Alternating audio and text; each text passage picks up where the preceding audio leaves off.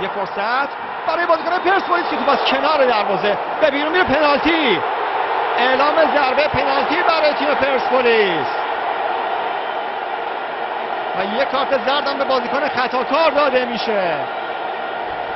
طارمی عالی کار میکنه اونجا در محوطه جریمه، با هوشیاری پنالتی میگیره از بازیکن تیم النصر. حالا وضعیت ورزشگاه آزادی رو ببینید.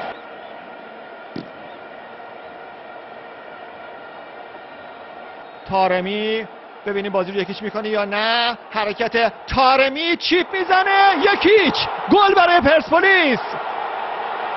طارمی حساب کار رو 1-0 میکنه.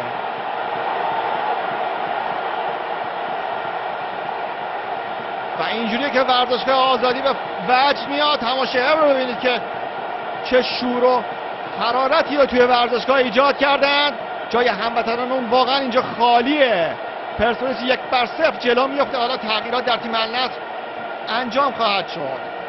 انجام یک بازی تدافعی بارها ثابت شده که نمیتونه زیاد اطمینان بخش باشه. با اعتماد به نفس عالی چیپ میزنه اونجا طارمی. حتی قبل از اینکه توپ از خط دروازه هم عبور بکنه، شادی گل خودش رو شروع میکنه. واقعا اعتماد به نفس زیادی میخواد در حضور 100,000 نفر تماشاگر. طارمی اونجوری پنالتی رو چیپ میزنه.